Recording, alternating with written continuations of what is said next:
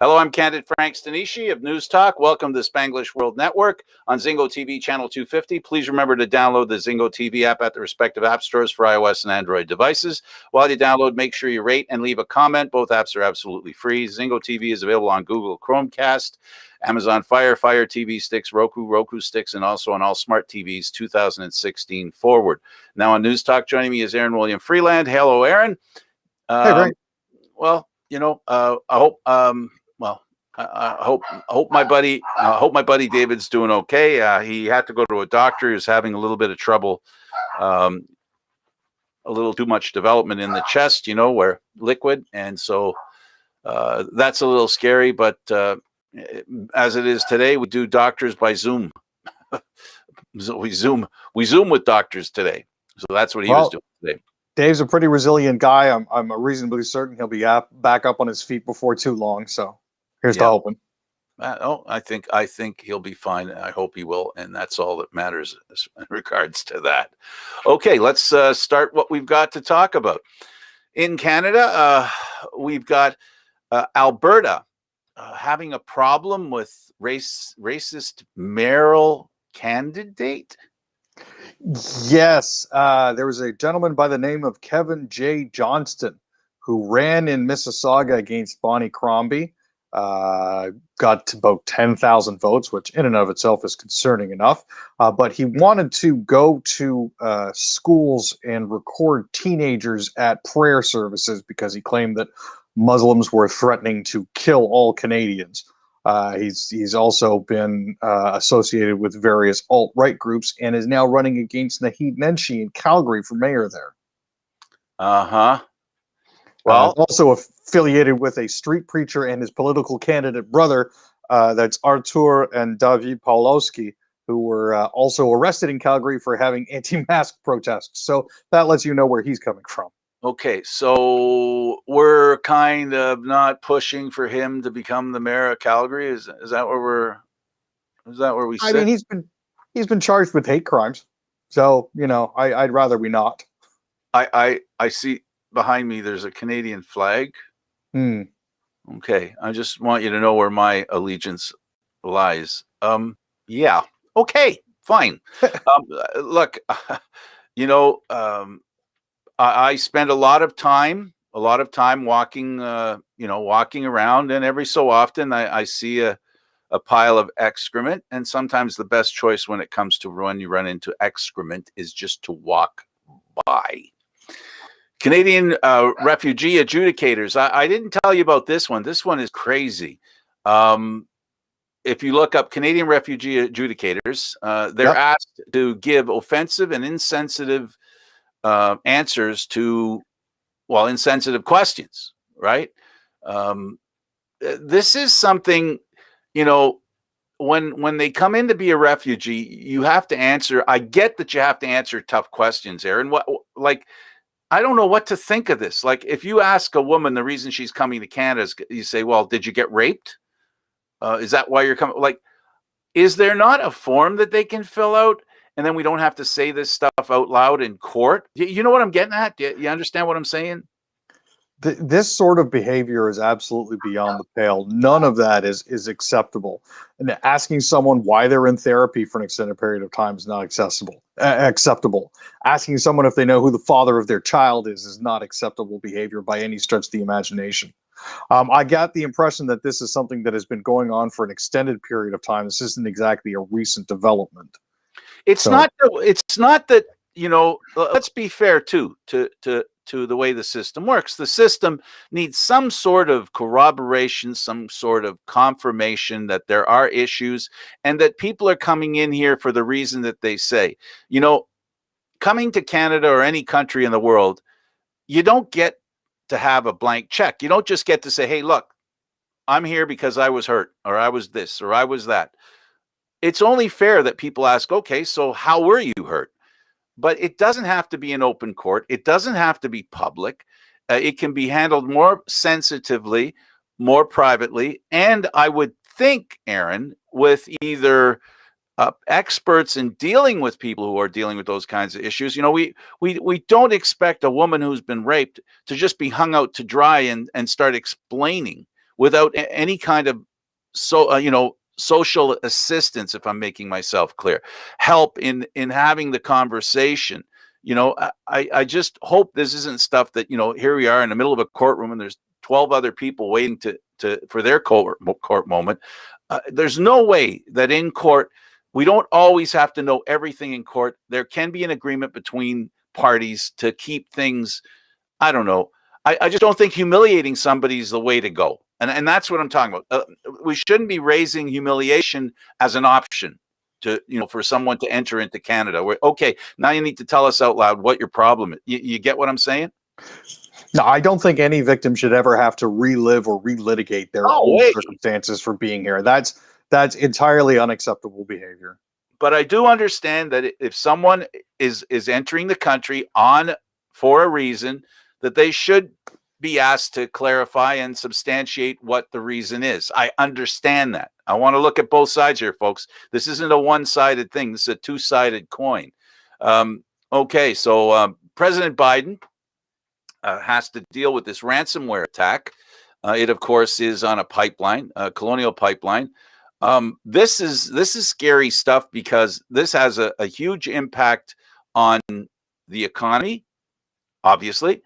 Also, all the controls and all the switches that operate these, this pipeline are under the control of the ransomware people, or could be. That's got to be concerning. It hits on every level of basic security for a country, our own security. Well, and the group Dark Side, that's the group that took over the with the ransomware in the first place, indicated that they weren't looking to create problems for society. Their goal was just to make money. So they decided that the best way to do that was hitting the Colonial Pipeline, which carries 2.5 million barrels of oil a day, which is 45% of the East Coast supply of diesel, petrol, and jet fuel every day. The operator took itself offline on Friday after the cyber attack, and they're currently still working. They've been working through the weekend to try to get them back online. They've got some of the smaller pipeline is running, but the major ones are not, and that's a major concern. Yeah, it's crazy. Washingtonian staff goes on publishing strike after CEO's op-ed about remote work. You knew this was coming, Aaron. We've already heard that because of remote work, and you work remotely, that there's a temptation for some employers to say, well, you don't have to drive into work. We don't think we should pay you that full salary. And then here in this case, they're talking about it makes you more prone to be fired. Well, Kathy Merrill is the chief executive of the District of Columbia-centered magazine, and I want to get her name out there because people need to be aware of how this individual for this organization thinks. Her quote directly from the Washington Post article is, "As a CAO, I want my employees to understand the risks of not returning to work in the office." To which everybody said, "So you're gonna try to fire us then if that sort of thing happens?" This I think was a trial balloon on her part. She was sort of feeling everything out to try to get an impression for how much she could potentially get away with when it came back to going back to the office full time, and who she could potentially get rid of by the amount of ruckus that is kicked up by this sort of thing. Yeah, and, yeah. Well, you know what? You're not as efficient if you're not working in the office. That's from the perspective of the employer, you're responsible for getting to work and getting home. But you, as far as your efficiency is concerned, starts when you start working, which is leaving to go to work and coming home. I'm trying to see things both ways. You get what I'm getting at? That there is a benefit to working from home. The question is working from home as efficient as working in the office? I know for a fact that not everything is and not everything isn't. I just don't know the difference. Yeah, at this point here, though, let's be honest, Frank, a lot of employees are having an issue with bosses emailing them after work hours and expecting responses because you're working from home and your computer is there. Therefore, you should be answering my emails. And now this is something that now it hasn't happened to me directly, but I know other people that are working from home continue to get work emails even after working hours, and their bosses expect them to action those even if it's after working hours, which when we're talking about work-life balance, skews everything the wrong way. Here, let me give you an So, example of being an employee and dealing with upper management. I don't work for them anymore, so I can tell this story, and this is an interesting one in my mind. I was building a public building. Uh, it was a fire department and EMS building, and I had a boss who would say to me, "So what are you doing today? This is what we're doing. Are you going to be able to get this done? Are you going to meet this deadline?" Well, to meet this deadline, you have to work late on Friday, maybe come in on Saturday. So I'm working late on Friday and it's like 8, 9 o'clock and I'm doing my paperwork. Of course, after everybody leaves, I still got to do my reports, as you may imagine, because my reports don't begin until everybody leaves, because that's how reports work. So I get a phone call. Yeah. Hey, Frank, how's it going? Did you get that stuff done? I said, yeah, it's 9 o'clock. I had to stay here 3, 4 hours later. How's it going? Did it all work out? I said, yeah, it's fine. And I hear splashing in the background. And I said, oh, are you okay? I think I hear some water. He goes, yeah, that's the pool. I'm at the cottage. So he went to the cottage and he called me from the cottage while he's sitting beside the pool, having a drink and asking me, how are things going on Friday of a long weekend? I said, PJ Keen. So, I have no sympathy for bosses. I've had little sympathy for employees too. Like I said, I don't know how to look at that situation because, as far as I'm concerned, you cannot judge everybody with one set of rules, right? Because circumstances are different. But, um, you know, we were forced to work from home like we're doing right now. And now, when things go back to normal and everybody goes back to work, the fear that some people have, and I could hear it in your voice, is I want you to come to work just because I want you to come to work. That's what scares people. And if they don't want to go to work, then what happens then? And if they get fired because they're not willing to go to work in a situation where they're going to have an argument about whether they're efficient enough to do the work, that's where all of a sudden, you end up with workers' rights entering entering the fray, and it's going to be a whole new package, Aaron. no, and it's a fine line to tread between work-life balance, especially when you're working from home. And it's the new reality that we're going to have to navigate. I know certain employers are sending out quote questionnaires and surveys to sort of gauge what their employees want to do and if they feel they're being more efficient. Um, Currently, speaking for myself and myself only, I actually believe that I'm actually able to get a little bit more work done working from home, just because some of the responsibilities that take up the most time for me have been decentralized. The company has shifted so that, for example, if things need to be mailed, that's now handled by a centralized team that work out of the office where there are printers. Right. Before, it used to have to be I would have to print everything, compile everything, put it in here, da, da, da, da, da, get it in the mail and everything like that. Now we drop everything in a folder. The team at the office checks that folder twice a day, once at 11:30, once at 3:30, prints whatever's in there, and boom, out it goes. That in and of itself is way more efficient for us than having to sit around and do it here. And it meets the company's mandate of having 20% staffing in the office because there are teams there to take care of that. Yeah, just imagine, your responsibilities when your job description is going to include now. It's going to include not only what education you had, but whether you're willing to drive into work or not. Hey, if That's they'll pay gonna, mileage, that's I'll gonna do it. be that's gonna be in the job description. That you do realize that in this job you have to drive to work. Say what now? So it'll be interesting to say the least. Let's move on to England, Great Britain. Boris Johnson under investigation over £15,000, a £15,000 Mystique holiday. Mystique? Yes. Mys- Yeah, he's been spending a lot of money going to Mustique. Um, so they're trying to determine whether or not he properly declared the holiday. He and his partner Kerry Simmons took the trip back in 2019 after he won the election in 2019. But they're still trying to make sure that he followed the rules throughout the entire process here. This is a guy that just can't seem to avoid scandal, whether it's his handling of the COVID or other things, getting stuck on a zip line during the London Olympics in 2012, behavior towards female staffers. It's all part and parcel. Well, his checkered past, also, to be fair to him, if I can be fair to him, sometimes we hear reports that are half-baked and not complete. So in this case, we know that it's not complete, but we don't know if it's half-baked or not. So, it is what it is. Politicians are under a lot of stress right now, and they're dealing with stuff.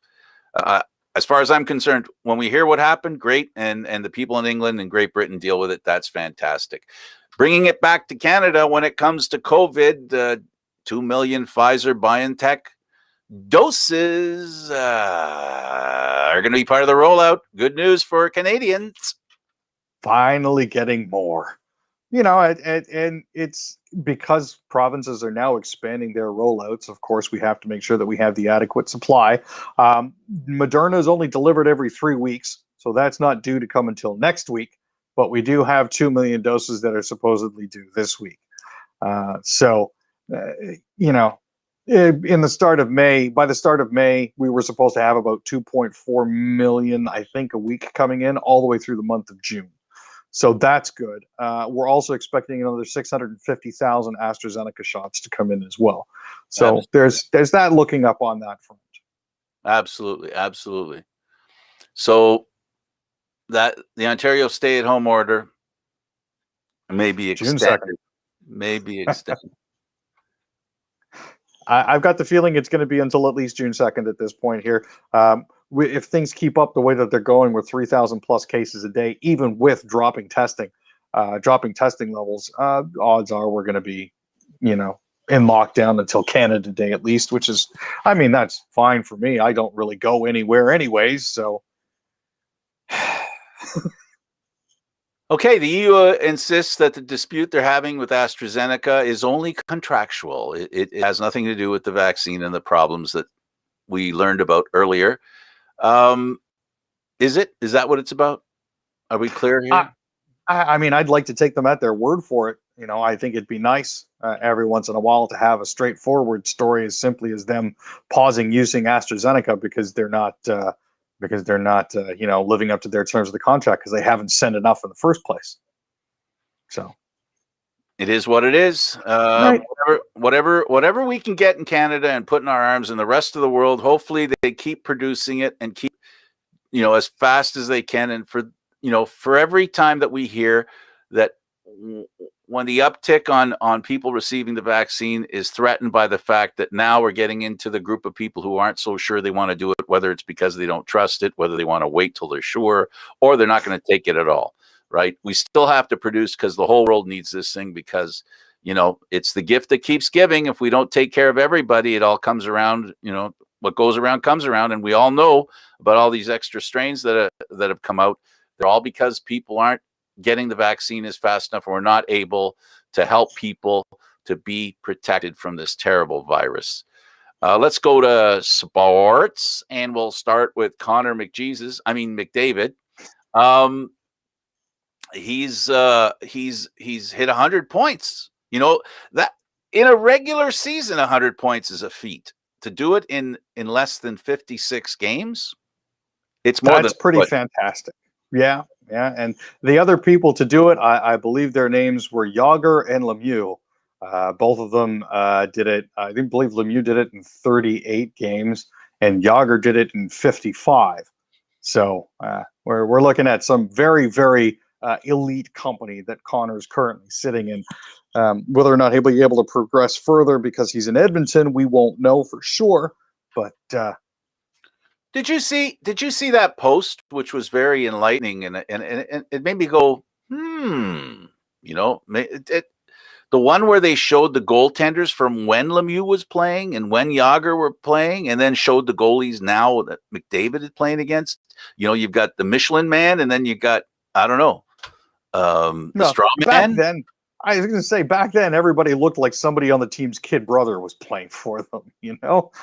Just the newspaper strapped to the pads. Don't drop into the butterfly. Your pads will get wet. You'll never be able to get back up again. And their heads were below the bar when they were in the crouch. Now you got goaltenders who are on their knees, butterfly, and their heads are above the bar. Well, bigger seems to be the trend ever since, you got goalies like Ben Bishop, who was 6 foot something, and Anderson, who's 6'4", and, it just, Tuukka Rask, they just throw raw meat into his cage every morning. He's about 9 feet tall.